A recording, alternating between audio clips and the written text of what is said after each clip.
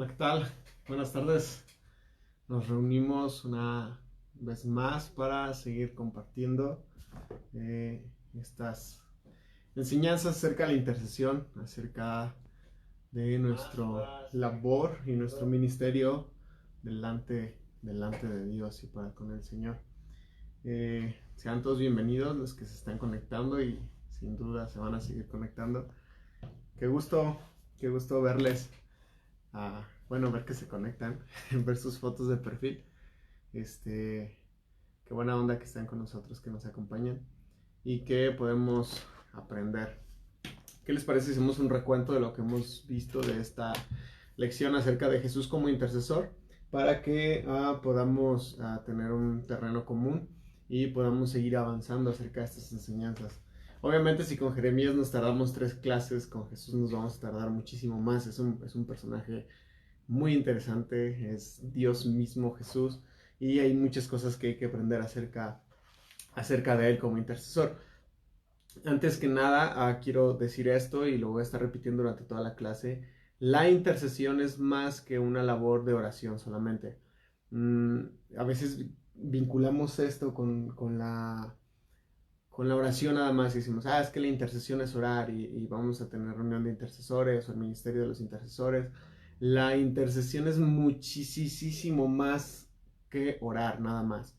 Hemos dicho esto mucho, pero quiero recalcarlo porque en la vida de Jesús, obviamente vemos que él oraba, él madrugaba y buscaba al Señor de mañana, él buscaba al Señor en las noches, él se apartaba para orar, pero su vida misma fue una intercesión. Entonces, quiero que esto quede muy claro porque es la base fundamental para entender a Jesús como un intercesor y poder intentar visualizar nuestra vida como intercesores también, como precursores del reino, como personas útiles para que el reino de Dios avance o crezca entre nosotros, pero a la vez que podamos entender que nosotros intercedemos, podemos hacer intercesión desde nuestros hogares, desde nuestro trabajo, desde nuestras trincheras, desde nuestras realidades como esposa, como soltero, como soltera, como trabajadora, como empleado, como empresario, como dueño. Podemos servir a Dios desde todas estas maneras a través de nuestro servicio y nuestra entrega en la intercesión para con Dios. Así que quiero que eso quede muy claro porque es la base para entender a Jesús como intercesor e insisto, es la base para entendernos a nosotros mismos como intercesores. Entonces, la intercesión es más que la oración, tiene que ver con una vida misma entregada y comprometida para que exista una vinculación o una unión entre el cielo y la tierra. Y nosotros buscamos eso, nosotros en un cierto sentido permitimos y en un cierto sentido provocamos que todas esas cosas sucedan.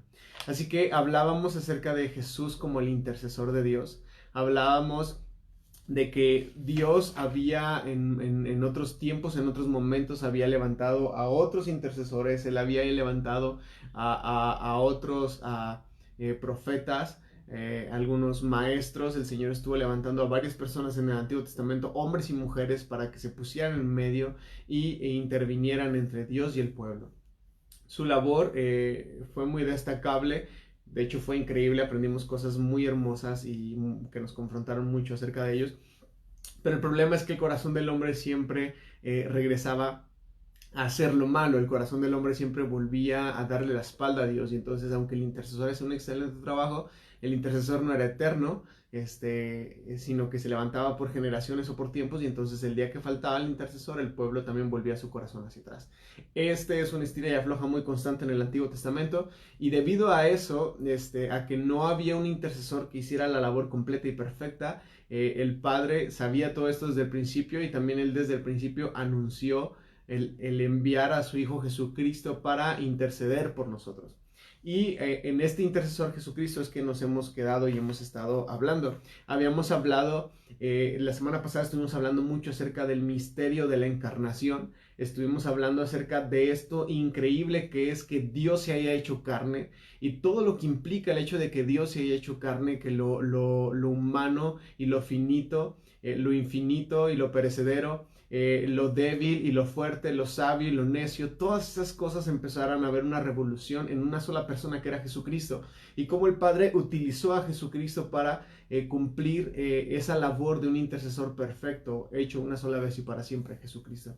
Ahora, no solamente veíamos este misterio de la encarnación, que yo les dejé de tarea que investigaran, que leyeran, que observaran en todas las cartas paulinas cómo Pablo está traumado, no puede superar, y él mismo dice, es un misterio el hecho de que Dios se haya hecho carne, el hecho de que Él se haya revelado entre nosotros, el hecho de que Él haya aparecido en nuestros corazones, el hecho de que Él haya venido a habitar entre nosotros y Él sea la luz de los hombres. Para Pablo dice, esto es increíble, y realmente lo es increíble este hecho.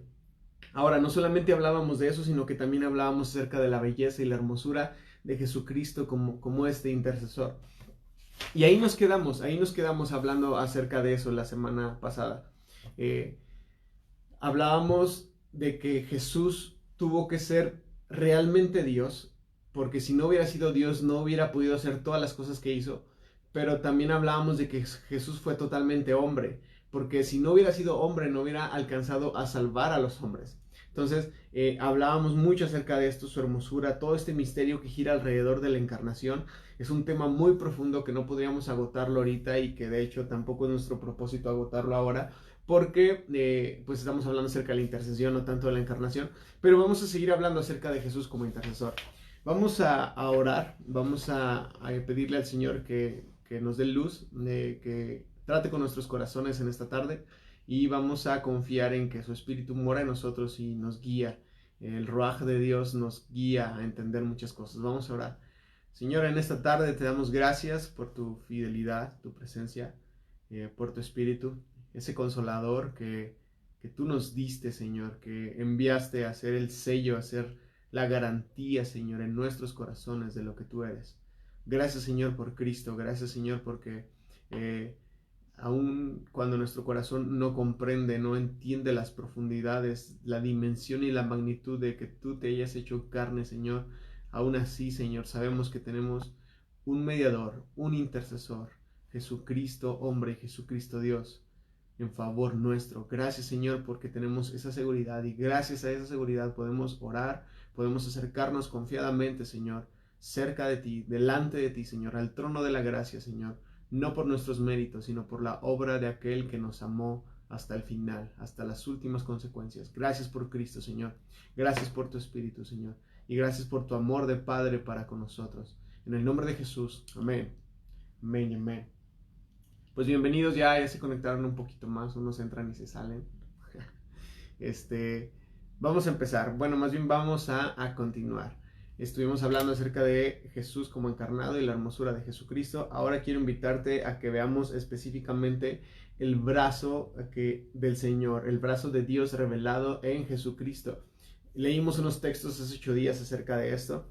Vamos a centrarnos un poquito en Isaías 53, así que abre tu Biblia, saca tu libreta, anota estas citas. Vamos a estar viendo algunas citas muy interesantes para respaldar estos puntos, pero ahorita vamos específicamente a Isaías 53. Vamos a ver el brazo del Señor revelado en Jesucristo. Mira, en Isaías 53 nosotros vemos esto. Vemos cómo luce este brazo, esta extensión, esta articulación de Dios para con nosotros los hombres. Así que, ¿cómo te imaginas tú que luciría el brazo de Dios? No tanto en un sentido como que literal, que es su brazo y su mano completo, sino el sentido de la extensión o la articulación de Dios para con nosotros los hombres, aquel que es soberano y aquel que es omnipotente. ¿Cómo te lo imaginarías tú? Isaías 53 nos da algunas características muy peculiares y muy particulares acerca de Cristo. Dice Isaías 53, versículos 2 y 3. Dice así: subirá cual renuevo delante de él, y como raíz de una tierra seca. No existe parecer en él, ni tampoco existe hermosura. Le veremos, mas sin atractivo para que le deseemos. Despreciado y desechado entre los hombres, varón de dolores, experimentado en quebranto, y como que escondimos de él el rostro. Él fue menospreciado y no lo estimamos. Este texto desde hace años es un texto que hace mucho eco en mi corazón. Regularmente el mundo nos ha enseñado que nuestros líderes tienen que tener un buen parecer, tienen que tener carisma, para ser seguidos, para que la gente desee pertenecer a ellos. Ponte a pensar, los líderes que más rifan en nuestro país, al menos en el ámbito eclesial, o todos tienen un origen gringo, o tienen apellidos gringos, o son güeros de buen parecer, y la gente les encanta ir detrás de esa clase de líderes y pastores. Sin embargo, dice aquí la escritura en Isaías 53, 2 y 3, no tengo nada en contra de ellos, solamente estoy poniendo un ejemplo, que Isaías nos dice que el siervo de Dios, el renuevo de él, no va a tener buen parecer. Tú lo vas a ver y no se te va a antojar, no lo vas a desear, no es así como que, oh, mira, es increíble, quiero seguir a Jesús. Al contrario, dice así la escritura que vamos a esconder de él el rostro, lo vamos a menospreciar, ni siquiera lo vamos a estimar. Esto a mí me encanta porque el mérito de Jesucristo no estaba en su belleza física. Digo, no sabemos cómo él era físicamente, por ahí existen unos documentos muy interesantes, pero no voy a hablar acerca de eso. Pero no sabemos cómo era Jesús físicamente, pero el profeta Isaías, el profeta Isaías dice que no iba a haber un buen parecer en él, que no iba a haber tanta hermosura, no iba a haber nada atractivo en él. Sin embargo, le íbamos a desear. ¿Por qué? Porque le íbamos a desear por su calidad de carácter moral, su carácter humano. Y obviamente porque la esencia de Dios estaba en él. Es muy interesante porque Jesús no fue como que un super líder influyente que la gente lo seguía por ser muy atractivo o por tener un buen carisma. De hecho, la gente seguía a Jesús por las razones equivocadas y Jesús huía de esas multitudes. Si no me crees, ponte a leer los evangelios. Jesús siempre estuvo huyendo de las multitudes. Jesús siempre estuvo pidiendo que si él hacía un milagro no dijeran nada, no lo contaran a nadie, porque las multitudes buscaban a Jesús con un propósito, con una intención distinta o equivocada a la cual Jesús había venido a esta tierra. La gente quería proclamarlo como rey. Si te das cuenta, la mayoría de las exclamaciones acerca de Jesús no era el Mesías o no era el Salvador, era el hijo de David, porque ellos esperaban a un descendiente de David que se levantara en armas contra la opresión de los romanos y llevar al pueblo judío literalmente a una libertad política, territorial de los romanos, pero la gente ni siquiera buscaba una libertad espiritual, la gente ni siquiera buscaba estar bien vinculada con Dios, y ese era un problema muy grave. Entonces yo creo mucho en la literalidad de este texto de Isaías 53, porque era necesario que la gente buscara o amara a este brazo extendido, articulado de Dios para con nosotros, por la esencia de sí mismo, no tanto por su buen parecer físico.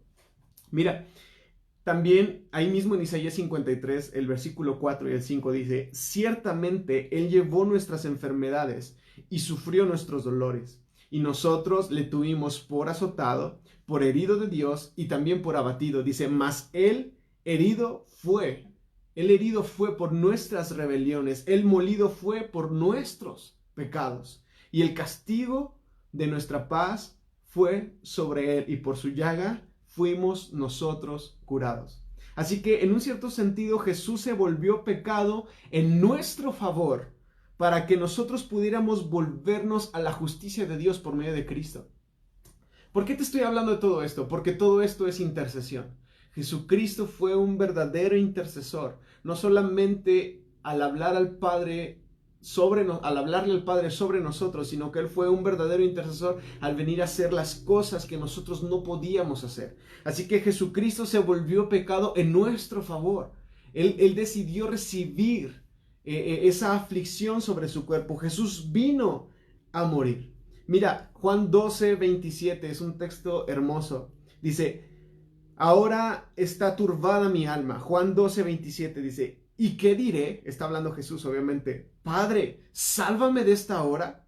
Dice, mas para esto he llegado a esta hora. Jesús tenía claro su fin y Jesús tenía claro su propósito. Él sabía que su propósito no era ser rey en ese momento. Él sabía que su propósito no era gobernar en ese momento. Él sabía que su propósito ni siquiera era tener un montón de seguidores que fueran detrás de él ciegamente, sino que su propósito era ser el mediador entre el Padre y toda la humanidad. Así que Jesús dice, aunque mi alma está turbada, aunque yo tengo temor, ni modo de decirle al Padre que me salve de todo esto si para esto he venido. Esta fue la razón por la cual yo vine a presentarme delante de toda esta humanidad.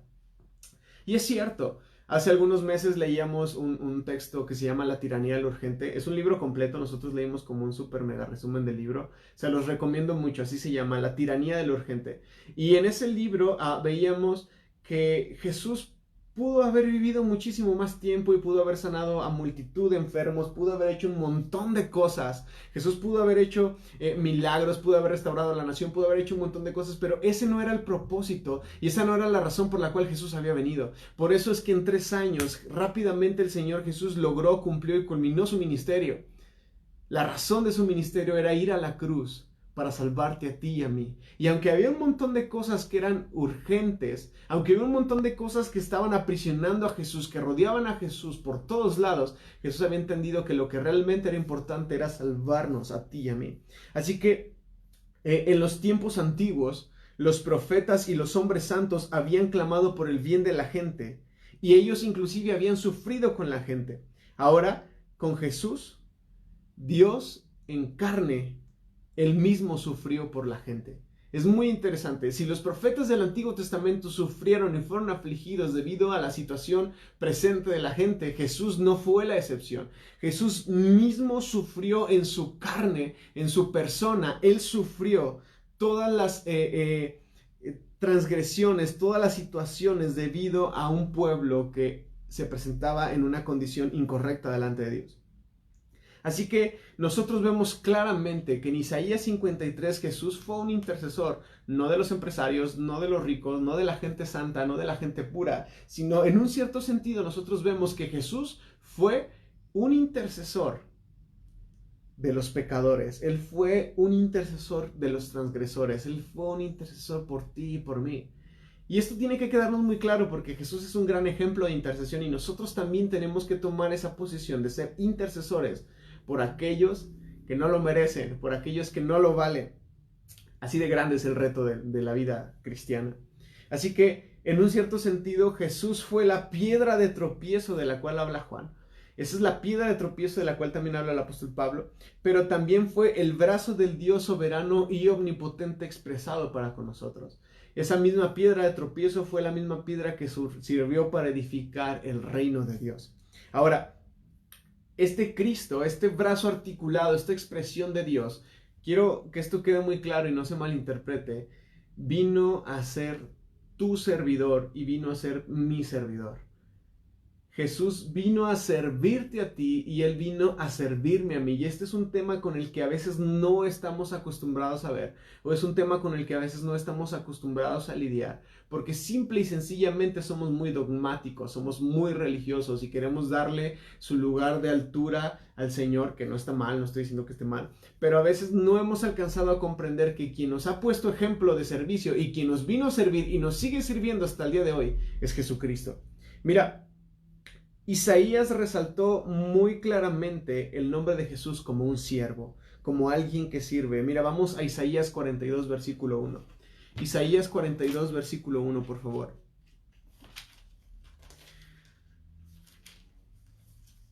Dice así la escritura: He aquí mi siervo, yo le sostendré, mi escogido, en quien mi alma tiene contentamiento. He puesto sobre él mi espíritu, y él traerá justicia a las naciones.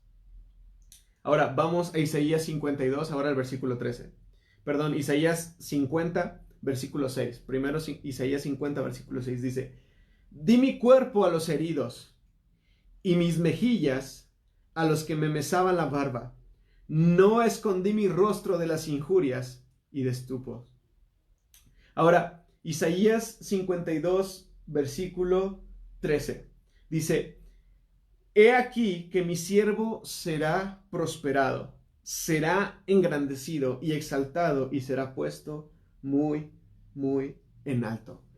Qué interesante es todo esto, hermanos. Es muy interesante porque, fíjate, el Señor está hablando a través del profeta Isaías y el Señor nos está diciendo que a quien Él envía va a ser un servidor, es un siervo de Dios, pero también es un servidor nuestro. Isaías 56 lo dice: yo di mi cuerpo a los heridos. Él se ofreció, Él se entregó en servicio por nosotros. Y esto también es intercesión. Quiero que esto quede muy claro. Servir a otros Hacer que el reino de Dios venga, que la justicia de Dios venga a otros. Cuando tú le sirves a otros, cuando tú acompañas, cuando tú abrazas, cuando tú visitas, cuando tú alimentas, cuando tú sustentas, cuando tú das palabra, cuando tú das aliento, cuando tú haces toda esta clase de servicios, tú estás siendo un intercesor también, porque tú estás logrando que el reino, que el cielo venga a la tierra, que el cielo se haga presente en la vida de los necesitados, y a la vez estás tomando a los necesitados, les estás dando un nombre. Ya no es una persona marginada, ya no es una persona invisible, ya no es una persona que nadie ve porque tú la viste, y entonces la empiezas a dignificar, y entonces Dios y Jesucristo mismo se expresan a través de ti en amor, en justicia, en restitución hacia esa persona,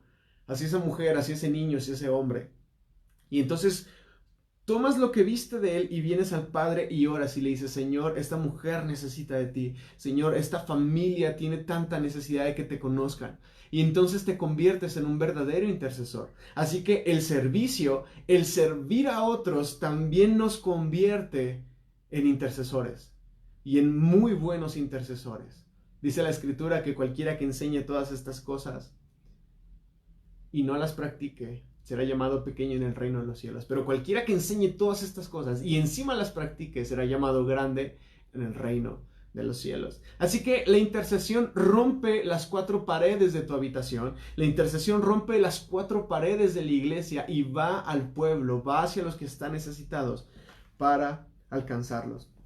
Y este es el llamado que tenemos a la intercesión también. No solamente es orar, obviamente inquirimos en la presencia de Dios, inquirimos en su templo, lo contemplamos, vemos su hermosura, pero también somos llamados a salir hacia afuera y compartir. El gobierno de Dios, escúchame bien, el gobierno de Dios reposa, el gobierno de Dios funciona en la intercesión. Es algo que hemos venido diciendo desde la primera lección. Si no te queda clara esta idea, yo te invito a que te chutes todas las lecciones que hemos dado ya los martes, ahí están en Facebook y en YouTube. Yo te invito a que tú entiendas, a que el Espíritu te haga entender que el gobierno de Dios funciona en la intercesión. Es más que un tiempo de alabanza estar cantando: Señor, que tu reino venga y tu justicia esté aquí. Está increíble. Yo lo he hecho y en la iglesia nos encanta hacerlo. Pero es más que eso. O sea, sí es orar, sí es cantar, pero es hacer que nuestra oración se encarne en nuestra propia vida. De esa manera el reino de Dios viene entre nosotros. Es un reino que quizás todavía no está aquí, pero que nosotros podemos expresarlo. Jesús mismo dijo: ustedes no pueden decir el reino está allá, helo aquí o helo allá, porque el reino de Dios no está en ningún lado, sino que el reino de Dios está entre ustedes, está dentro de ustedes.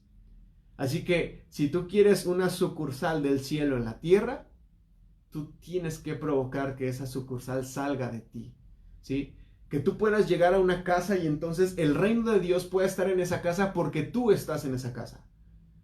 Si tú quieres que el reino de Dios sea en tu familia, tú tienes que buscar que el reino de Dios sea dentro de ti para que tú puedas expresarlo para con tu gente y tu familia. Sí, podemos orar y que el Señor venga y haga cosas, pero tenemos que ser la primer materia dispuesta para que el reino de Dios se encarne en nosotros. Así que el gobierno de Dios reposa en la intercesión. Vamos a leer Apocalipsis 5:5, que es un texto que también hemos venido mencionando en las lecciones anteriores. Dice: y uno de los ancianos me dijo: no llores, he aquí que el león de la tribu de Judá, la raíz de David, ha vencido para abrir el libro y desatar sus 7 sellos. Así que quiero volver a explicar esta escena de Apocalipsis 5. A mí me encanta y siento que a veces nos hace falta entender el peso de ella. Mira, en Apocalipsis 5, Juan acaba de tener una revelación increíble del Padre sentado en el trono. Él acaba de ver al Padre sentado en el trono. Él vio el aspecto de su rostro, que era como el jaspe y la cornalina. Ya expliqué eso en lecciones anteriores también. Pero decía que había como un arco iris que rodeaba su ser, que era como la esmeralda. Bueno, Juan, después de ver toda esta escena y después de estar totalmente friqueado y choqueado con todo eso, dice la Escritura que entonces aparece un ángel fuerte, pregonando a gran voz y diciendo: ¿quién es digno de tomar el rollo y desatar sus sellos? ¿Quién es digno de tomar el rollo y desatar sus sellos?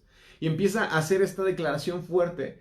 Y entonces Juan, como cuando, no sé, imagínate que estás en medio de un banco y llega un asaltante con una pistola y dice, si no encuentro nadie aquí con 10,000 pesos, voy a empezar a matar a todos. Y entonces ves que el secuestrador empieza a buscar a los cajeros y no hay, empieza a buscar a los banqueros y no hay, empieza a buscar a las personas y no hay. Y entre más te das cuenta que no hay nadie con esa cantidad de dinero, en este caso Juan se da cuenta de que no hay nadie ni en los cielos, ni en la tierra, ni debajo de la tierra. Entonces Juan empieza a decir, no es posible que ni en el cielo, ni en la tierra, ni debajo de la tierra no haya nadie digno. Entonces Juan dice en la escritura que él empieza a llorar. Él empieza a llorar porque el ángel trae un rollo en sus manos, es un ángel fuerte que está pregonando a gran voz y él pregunta, ¿quién es digno de tomar el rollo y desatar sus sellos? Y no se encuentra absolutamente nadie digno. Entonces Juan está viendo esa escena, imagínate esa escena y tú dices, híjole, oh, algo malo va a suceder si no se encuentra nadie digno de tomar el rollo y desatar sus sellos. Entonces Juan empieza a llorar, se tira al suelo y entonces tiene que aparecer uno de los 24 ancianos del capítulo 4 de Apocalipsis y lo toma del hombro y le dice, hey Juan, tranquilo, tranquilo, tranquilo. ¿Por qué? Porque en el cielo no hay tiempo, ni espacio, ni distancia. Entonces le dice, Juan, si hay alguien que es digno. Y le dice, esa persona que es digna es el león de la tribu de Judá. Es la raíz de David. Él ha vencido para tomar el rollo y desatar sus sellos. Y esta escena a mí me encanta y quiero que veas a Jesucristo en ella, porque después de que hubo una búsqueda en el cielo y en la tierra y debajo de la tierra y nadie fue encontrado digno de tomar ese rollo y desatar sus sellos, aparece uno de los 24 ancianos y le dice, sí hay alguien que es capaz de tomar el rollo y desatar sus sellos. Y uno de estos 24 ancianos le empieza a escribir a Juan y le dice, ese alguien es un león, es el león de la tribu de Judá que está profetizado en Génesis y es la raíz de David que también está profetizada en Samuel. Y me encanta la escena porque le dice, él es capaz de tomar este rollo. Si nadie fue digno ni en el cielo, ni en la tierra, ni debajo de la tierra, él sí es digno de tomar este rollo. Y entonces yo me imagino que Juan como que se agarra así de la pared y dice, ¿dónde está? ¿Dónde está? Y yo creo que todos los seres celestiales esperaban ver a este león majestuoso, a esta raíz de David, un rey con su báculo, con su corona, empoderado. Señor, Rey de Reyes, Señor de Señores, el león fuerte y temible, presentarse en medio del cielo y decir, el rollo es mío. Pero hay un como que hay un crescendo y luego hay una caída, pero no es una caída como de lentitud, ni es una caída que menosprecia la historia, sino que es una caída que sensibiliza a la situación, porque cuando todos esperaban encontrar este león y cuando todos esperaban encontrar a este rey, a este descendiente de David, lo que aparece en escena es un cordero que es inmolado. Jesucristo. Y no es cualquier cordero, no es un cordero vivito y coleando que nos imaginamos todo bonito así con su lana y todo. No, o sea, un cordero inmolado es un cordero que fue degollado y que debido a que fue degollada toda su sangre se perdió. Entonces, este cordero con señales de tortura, de sacrificio, con señales de muerte. ¿Sabes por qué es un cordero? Porque el cordero es un servidor. El cordero es un sustituto, es alguien que tiene que ir al sacrificio a nombre tuyo para que tú no mueras. Entonces aparece este cordero inmolado, que es hermoso y que es precioso, que es Jesucristo. No sé si estás entendiendo el peso de esta escena.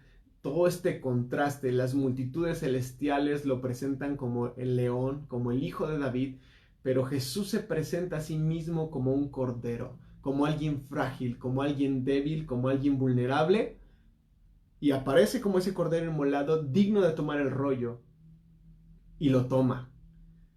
Y es una escena emocionante. Me encantaría seguir hablando de Apocalipsis, pero me voy a salir del tema. Pero es una escena emocionante porque el gobierno de Dios reposa a través de la intercesión. Y la intercesión es una intercesión de servicio. Es un tema de servicio, de servir a los otros, de servir a los demás.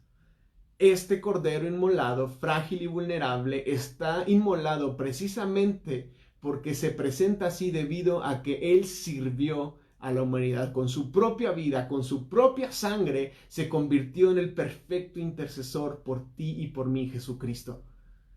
Hermano, si esto no te emociona, no te pone la piel chinita, yo no sé qué te puede emocionar.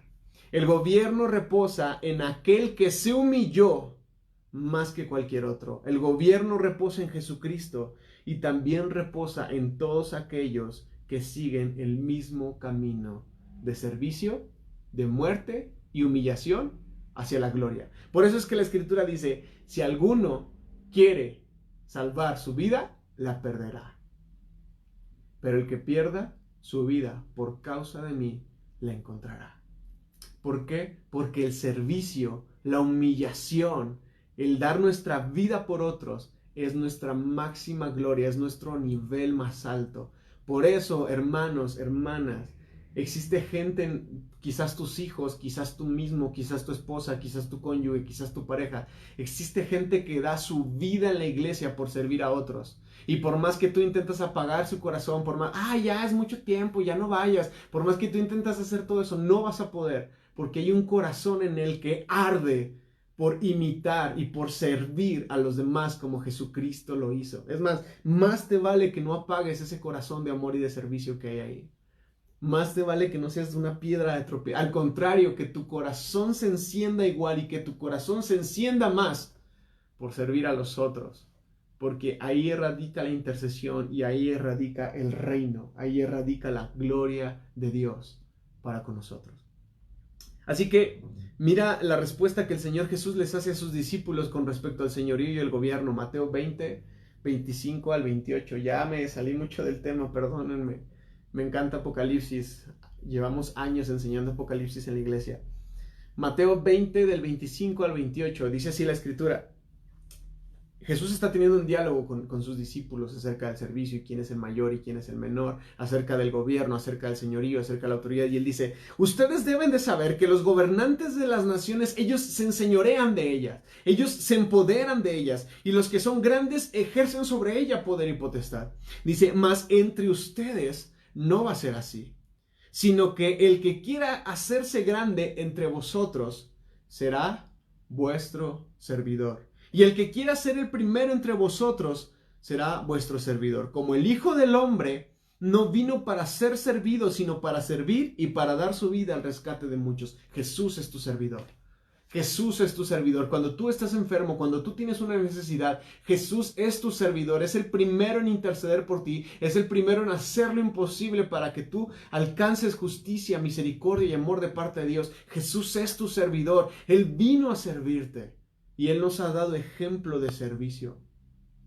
Así que, hermanos, este es un tema muy grande. Si se fijan, están saliendo muchas cosas. Jesús es el mejor intercesor de todos los tiempos. Él es el mejor intercesor y Él nos invita a nosotros a ser intercesores también, a ser servidores también. ¿Por qué? Porque Jesús puso su vida por ti y por mí. Y no hay mayor muestra de amor y no hay mayor muestra de servicio que el poner la vida por ti y por mí. Mira, Juan capítulo 10, versículos 17 y 18. Juan capítulo 10, versículos 17 y 18 dice la escritura. Por eso me ama el Padre. Por eso me ama el Padre, porque yo pongo mi vida para volverla a tomar. Nadie me la quita. Es decir, yo no vengo obligado. Yo no soy el que hace la mala cara de decir me trajeron a fuerzas. No, nadie me la quita, sino que yo de mí mismo lo pongo. Y tengo poder para ponerla. Y tengo poder para quitarla, para volverla a tomar. Y este mandamiento yo recibí de mi Padre. Jesucristo estaba claro en sus 5 sentidos, o en sus 10 sentidos, agrégale todos los espirituales. Jesucristo estaba claro en todas sus dimensiones, humanas y divinas, de que Él estaba ahí por voluntad. Él se entregó ahí totalmente por amor, por obediencia, por voluntad, por servicio, por servirte a ti y por servirme a mí. Ahora, Jesús tuvo poder. Bueno, al menos aquí leemos en Juan que Jesús, Él dice, yo tengo el poder de quitar y poner mi vida. Ahora, si Jesús tuvo ese poder, yo te hago una pregunta. ¿Por qué usaría su poder para poner su vida? ¿Por qué crees? O sea, si Jesús tenía el poder de decidir, la pongo, no la pongo, lo hago, no lo hago, ¿por qué Jesús usó ese poder para poner su vida por ti y por mí? Intenta responder esa pregunta. Porque Él tenía una visión más alta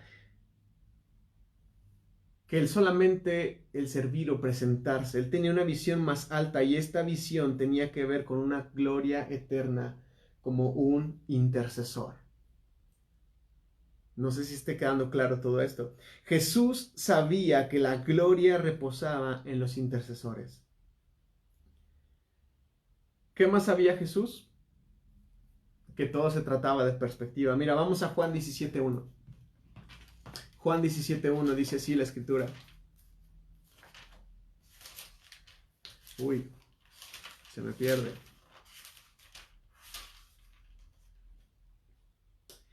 Estas cosas habló Jesús y levantando los ojos al cielo dijo, Padre, la hora ha llegado. Glorifica a tu Hijo para que también tu Hijo te glorifique a ti. Jesús había encontrado gloria en servir al Padre. Jesús había encontrado gloria en entregarse. Por eso insistimos, todo se trata de perspectiva. Si tú eres una persona que cree que servir a los demás es una pérdida de tiempo, si tú eres una persona que cree que servir a los demás es una pérdida de recursos, difícilmente alguien te va a sacar de ahí. Pero si cambias tu perspectiva, si entiendes que el reino de Dios, la justicia de Dios reposa en la intercesión y que la intercesión puede ser expresada en servicio, entonces va a haber un cambio de chip en tu cabeza. Y vas a empezar a amar a la iglesia, y vas a empezar a amar al prójimo, y vas a empezar a amar a todos, y vas a empezar a dar tu vida en servicio por ellos. Eso es muy interesante porque todo esto se trata de perspectiva. Así que en un cierto sentido, Dios se reveló de muchas maneras, pero una es que Él vino a servirnos como un intercesor en favor nuestro, en favor tuyo y en favor mío. Así que no solamente vino de esta manera, también manifestó esto como un modelo de una nueva dispensación y nos mostró cómo debería de ser una nueva generación de intercesores. Y todo esto tiene que ver con el reino y cómo gobierna su poder en sabiduría y en poder. O sea, el reino de Dios, el poder de Dios y el gobierno de Dios, la sabiduría de Dios mismo no es igual a la de este mundo. Y si no me crees, ponte a leer 1 Corintios capítulo 1 y capítulo 2.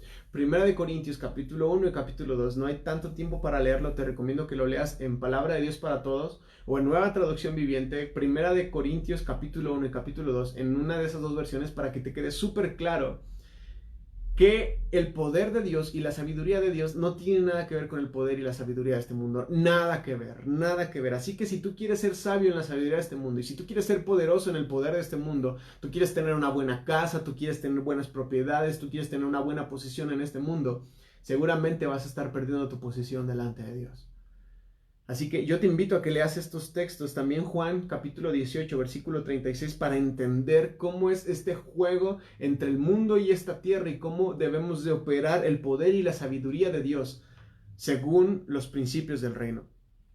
Así que, ¿quién hubiera pensado? ¿Te acuerdas que empezamos hablando de Isaías 53 y hablábamos de este hombre abatido, azotado, herido por Dios, fragmentado? ¿Quién hubiera pensado que un hombre quebrantado y golpeado, colgado de un madero, sería la mayor demostración de la sabiduría infinita y del poder de Dios?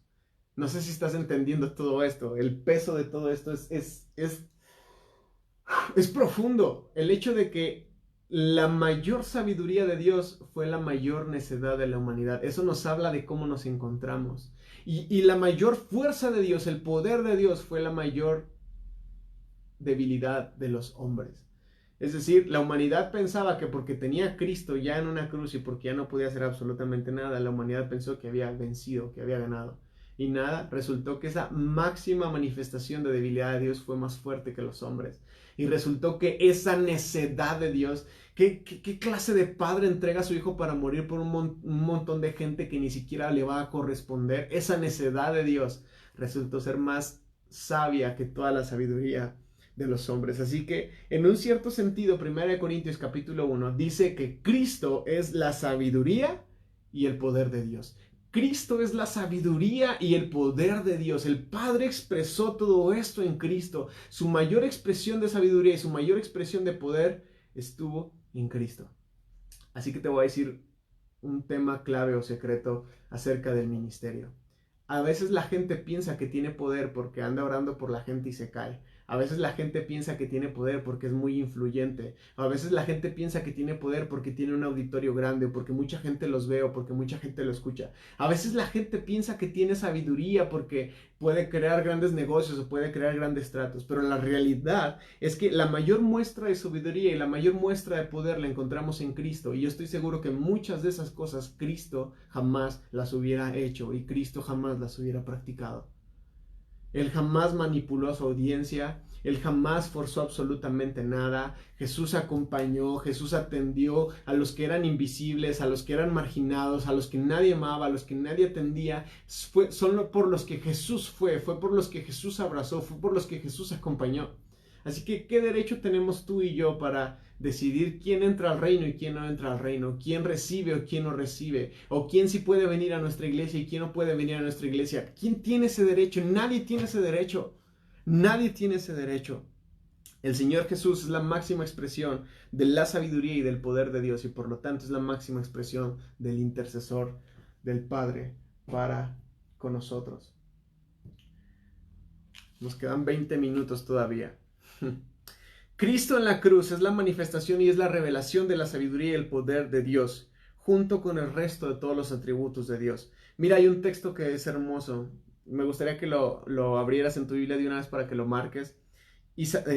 Salmo 85, versículo 10. Salmo 85, versículo 10. Quiero leértelo en la Reina Valera 60 y en una traducción viviente, porque es un texto muy hermoso, que a la luz de todo lo que les he explicado les va a hacer más sentido, les va a hacer un mejor clic. Salmo 85, versículo 10, dice así la escritura. Aquí estamos. En Reina Valera 60 dice, la misericordia y la verdad se encontraron, la justicia y la paz se besaron. Salmo 85, 10.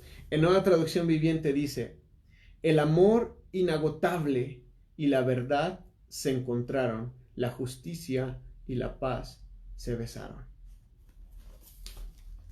¿Cuándo sucedió eso?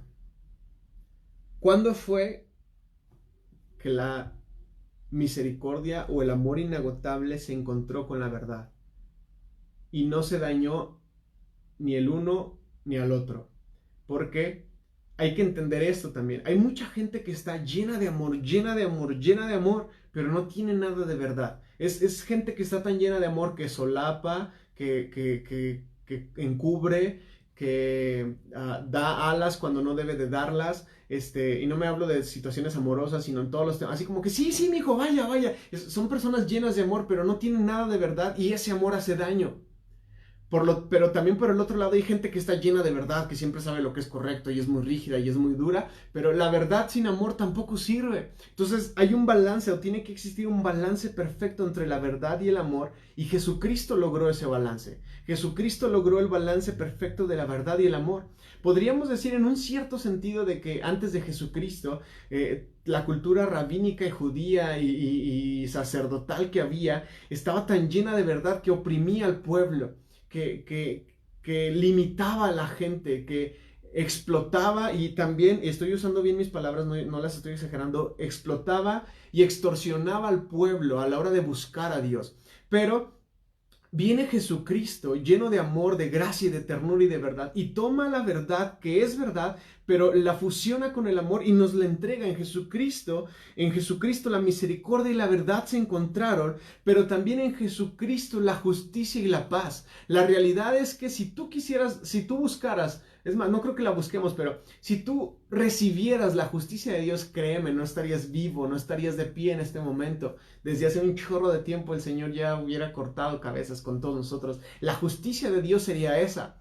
Sin embargo, en Jesucristo la justicia de Dios y la paz también se encontraron, se besaron, hicieron las paces, y ahora nosotros hemos recibido la justicia de Cristo en nuestra vida.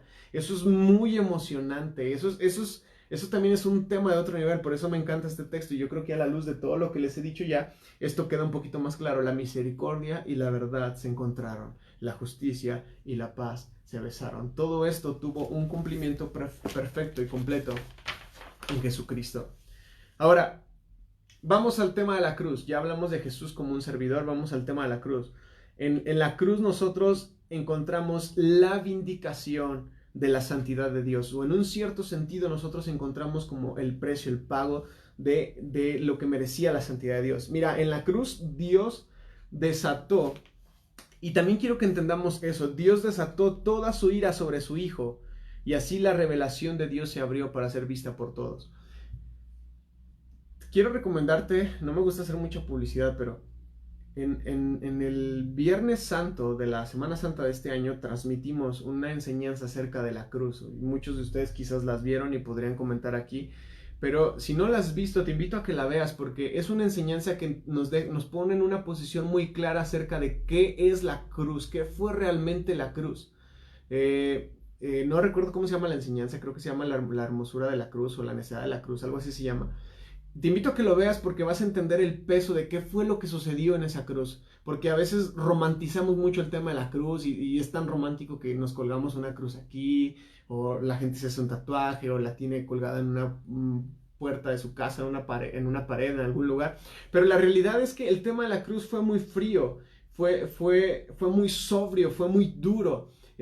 Sobre Jesucristo, y en un cierto sentido en la cruz Dios desató toda su ira sobre su Hijo, y gracias a que Dios desató toda su ira sobre su Hijo fue que se nos abrió la revelación de Dios para ser vista por todos. Todos sabemos que cuando Cristo exhaló en la cruz, el velo del templo se rasgó. Ese velo que hacía la división entre el lugar santísimo y el lugar santo, ese velo que hacía la división entre Dios y la gente normal y común como tú y como yo, fue rasgado para que tú y yo pudiéramos tener un acceso a la presencia y a la gloria del Padre. Así que Jesús tomó en sí mismo todas las iniquidades, todos los dolores, tomó todos los padecimientos, Él tomó todas las transgresiones, Él tomó toda la separación, toda la condenación que había en la humanidad. Jesús tomó todas esas cosas y Él se volvió pecado por nosotros. Él se volvió pecado por nosotros. Y quiero que entendamos esto porque Él se volvió la maldición que había existido desde la caída del hombre. Jesús cargó con todo eso. Y eso también lo hace un perfecto intercesor, un perfecto mediador. Él dijo, la humanidad no te puede pagar, voy a pagarte yo voy a ser un perfecto intercesor, voy a ser un perfecto mediador. A tal grado que llegamos a ese famoso texto de Jesús, esas palabras de Jesús expresadas en arameo, que ya habían sido profetizadas por David. Si tú leyeras el Salmo 22 te darías cuenta de muchas cosas que describen la escena de la cruz. Pero en el Salmo 22 David ya había profetizado y le había dicho, Dios mío, ¿por qué me has desamparado? En arameo Jesús, Elí, Elí, lama sabactani, ¿por qué ya no estás conmigo? Ahora, date cuenta, regularmente Jesús cuando se acercaba al Padre, cuando Jesús hablaba con el Padre, Él no le decía Dios. ¿O sí? ¿Cómo le enseñó, por ejemplo, Jesús a orar a sus discípulos? Que les dijo, Padre nuestro. Jesús siempre enseñó que la relación perfecta entre nosotros y Dios no es que Dios sea Dios y yo soy un simple súbdito, sino que Dios es Padre y yo soy Hijo, y en medio o en base a esa confianza, en base a esa seguridad, yo me puedo acercar y yo me puedo presentar delante de Dios. Jesús siempre enseñó a sus discípulos, y en la mayoría de todos sus principios, Jesús siempre oró a Dios como Padre, y le dijo, Padre, buscaba a Dios como Padre. Sin embargo, cuando Jesús está en la cruz, cuando Jesús está recibiendo toda la ira de Dios y el castigo de Dios sobre su vida, Jesús no se refiere a Dios como Padre. Y Él le dice, Elí, Dios mío, Elí, Dios mío, Dios mío, Dios mío, ¿por qué me has desamparado? ¿Sabes por qué? Porque quien estaba en la cruz en ese momento ya no era un hijo. Era un criminal que estaba experimentando toda la ira de Dios. Así que delante de Dios, en esa cruz, Jesús ya no era un hijo. Delante de Dios, en esa cruz, Jesús era un criminal. Él se volvió pecado. Él se hizo pecado para que nosotros pudiéramos convertirnos en la justicia de Dios, para que nosotros pudiéramos convertirnos en la justicia de Dios. Él ya no era más un hijo, Él dejó de ser un hijo, y Él en ese momento, Él era un sacrificio. Por eso Jesús no busca a Dios como Padre, Él busca a Dios, como un súbdito, como alguien que sirve, como alguien que se entrega, que ofrece su vida. Así que, aun cuando Jesús clama al Padre y le dice Dios, Elí, Elí, lama sabactani. Sabemos que Dios volteó su rostro. Dios dejó de ver a Jesús. No podía verlo porque Jesús se había vuelto pecado y Dios no podía tolerar el pecado debido a su justicia. Ahí es donde la justicia y la paz se encontraron. Es por esto que al Padre, escúchame bien lo que voy a decir, al Padre le plació, al Padre le agradó aplastar a su Hijo, porque fue la expresión del placer de la santidad de Dios siendo apaciguada o siendo saciada. Esa santidad de Dios, esa ira y ese enojo sobre el pecado y sobre la maldad había quedado saciada una vez y para siempre. Así que la muerte de Jesús en la cruz, la muerte de Jesús en la cruz nos muestra cuánto Dios odia el pecado, pero también nos muestra cuán comprometido estaba Jesús a ser un servidor tuyo, a ser un servidor mío y a ser un perfecto intercesor. Así que la muerte de Jesús en la cruz también nos muestra cuánto Dios ama a la humanidad. No solamente Jesús te amó, porque no solamente fue Jesús el que sufrió en la cruz, el Padre sufrió haber sometido a su Hijo a ese castigo cruel. Mira, ahorita anda circulando en las redes sociales una imagen de un niño vendiendo chicles con un letrero en su frente y en su espalda que dice, mi mamá me puso a vender chicles porque yo humillé a una niña. No sé si lo han visto.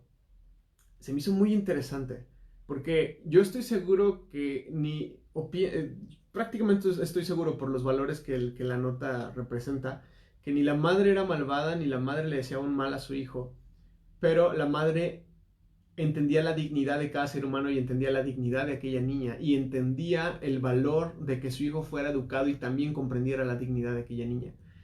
Por ahí preguntaban en las redes sociales que tú qué opinabas, que si era bueno, que si era malo. Bueno, me puse a pensar en eso y pensé también en Dios. O sea, ¿por qué papel podría pasar Dios? Alguien que entrega a su hijo para saciar a sí mismo su santidad. En un cierto sentido, Dios también estaba comprometido con todo esto y Dios también sufrió la separación de su hijo para con él. Porque no solamente él amaba a su hijo, sino que él también amaba a su creación. Él te amaba a ti y él me amaba a mí. No estoy hablando de Jesús, estoy hablando del Padre. Así que la muerte de Jesús en la cruz nos muestra cuánto Dios odia el pecado, pero también nos muestra cuánto Jesús nos ama, pero también nos muestra cuánto Dios nos ama. ¿Por qué? Porque todo esto se ha originado en el corazón del Padre. El famoso texto de Juan 3:16, porque de tal manera amó Dios al Padre, toma un peso profundo y toma un peso real en medio de todo esto. ¿Por qué? Para demostrarle al hombre su bondad, al prevenir su ruina eterna. Él retendría la bondad de su Hijo al exponer su vida como el precio de nuestro rescate. El amor tanto al mundo, él amó tanto al mundo que por un tiempo pareció no amar a su Hijo en comparación o igual. Escucha esto, porque parece ser que en un momento Dios ama más a la humanidad que a su Hijo. Parece ser que en un momento Él prefiere más el sufrimiento de su Hijo que el sufrimiento de la humanidad. Dios valoró nuestra redención por encima de la felicidad terrenal del Redentor y la sentencia de la humillación en la tierra, con el propósito de nuestra exaltación en los cielos. Él estaba deseoso de verlo gimiendo, de verlo sangrando, para que no tuviéramos que gemir nosotros bajo su ira, ni tuviéramos que sangrar nosotros bajo su enojo. No le mostró misericordia para poder mostrarnos la misericordia a nosotros. Rehusando no castigarlo para que se complaciera con nosotros, empapó su espada con la sangre de su Hijo, para que nunca se empapara con nuestra sangre, sino para que su bondad triunfara por siempre en nuestra salvación. Él estaba dispuesto a hacer a su Hijo hombre y morir para que ningún hombre pereciera, quien se había deleitado en destruirse a sí mismo. Así de profundo es el amor de Dios. Así que su misericordia, su amor, su gracia, su compasión, su ternura y su bondad y su gentileza, todo eso lo encontramos para con nosotros. El precioso texto, que creo que también ya te va a hacer más sentido y con este terminamos, vamos a Hebreos 12:2. Hebreos 12:2.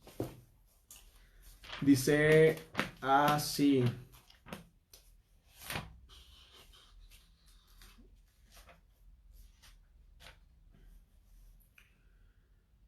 Te lo voy a leer en una traducción viviente. Esto lo hacemos al fijar la mirada en Jesús, el campeón que inicia y perfecciona nuestra fe, debido al gozo que le esperaba. Jesús soportó la cruz sin importarle la vergüenza que ésta representaba. Ahora está sentado en el lugar de honor junto al trono de Dios. Por el gozo puesto delante de él, Jesucristo sufrió la cruz y él menospreció el oprobio. Él tuvo en poco, eso es menospreciar, él tuvo en poco, o sea, sabía el precio, pero dijo, esto es mayor, esto es más grande, y entonces Jesucristo se lanzó y él dijo, órale va, yo lo hago. Si este es el precio de amar a la humanidad, si este es el precio de amar a la gente, si este es el precio de que ellos sean salvos, yo lo hago, yo voy, yo me lanzo. Bueno, un texto más y ahora sí para terminar. Juan 17:24. Juan 17:24 dice así.